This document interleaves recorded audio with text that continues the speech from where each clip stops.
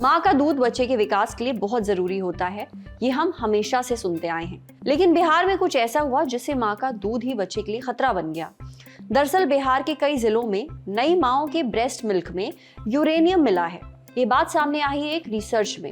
ऐसा क्यों हुआ, डिटेल में समझाते हैं, लेकिन उससे पहले ये जान लीजिए यूरेनियम होता क्या है।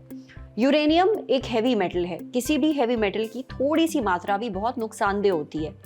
यूरेनियम रेडियो एक्टिव तत्व भी है, यानी इससे डीएनए को नुकसान पहुंच सकता है। बिहार के 6 अलग अलग जिलों से कुल 40 ब्रेस्ट मिल्क सैंपल लिए गए।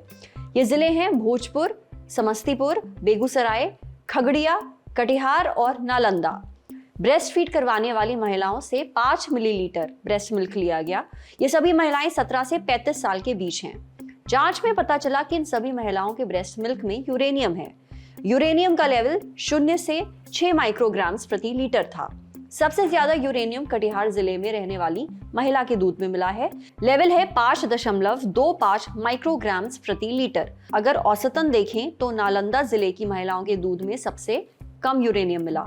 ब्रेस्ट मिल्क में यूरेनियम की कोई सेफ लिमिट नहीं है। इस रिसर्च के लिए 35 नवजातों से सैंपल भी लिए गए।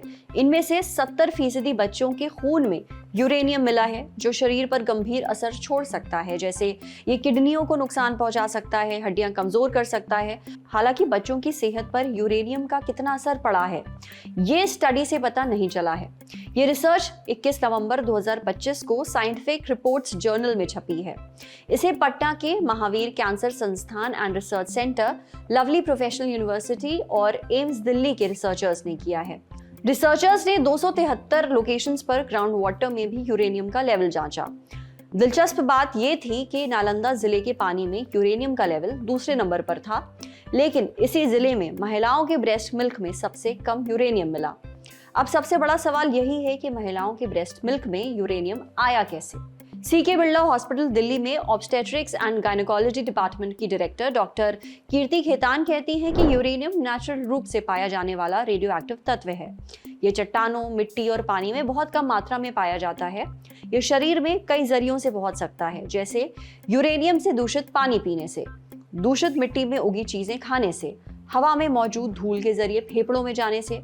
अगर कोई महिला खदान, इंडस्ट्रियल कचरे, केमिकल वेस्ट, पत्थर, मिट्टी या धूल के आसपास काम करती है या ऐसी फैक्ट्री में काम करती है जहां रेडियो एक्टिव या हेवी मेटल्स का इस्तेमाल होता है, तब यूरेनियम उसके शरीर में पहुंच सकता है। आमतौर पर ब्रेस्ट मिल्क में यूरेनियम नहीं पाया जाता है, लेकिन कई स्टडीज ये बताती हैं कि ब्रेस्ट मिल्क में कुछ मात्रा में यूरेनियम हो सकता है, लेकिन ये मात्रा इतनी नहीं होती है जिससे माँ या बच्चे को कोई भी नुकसान पहुंचे। पर अगर किसी महिला के शरीर में बहुत ज्यादा यूरेनियम होता है, तब उसकी किडनियों को नुकसान पहुंच सकता है, हड्डियां कमजोर हो सकती हैं, थकान लग सकती है, उबकाई आ सकती है, खून में भी बदलाव आ सकता है। जहां तक नवजात बच्चों की बात है तो उनका शरीर और किडनी पूरी तरह विकसित नहीं होते, इसलिए वो यूरेनियम के असर के प्रति बहुत ज्यादा संवेदनशील होते हैं। यूरेनियम से किडनियों को नुकसान पहुंच सकता है, यही इसका सबसे बड़ा खतरा है। ये हड्डियों के विकास पर भी असर डाल सकता है, बच्चों की ओवरऑल ग्रोथ को प्रभावित कर सकता है। ऐसा होने पर बच्चों का वजन ठीक से नहीं बढ़ता, उन्हें उल्टियां हो सकती हैं, उनके शरीर में पानी की कमी हो सकती है। आमतौर पर ऐसे गंभीर मामले बहुत कम होते हैं, यानी अगर शरीर में यूरेनियम का लेवल बहुत ज्यादा है तब ही माँ और बच्चे को नुकसान पहुंचता है, वरना कोई बड़ी दिक्कत नहीं होती है।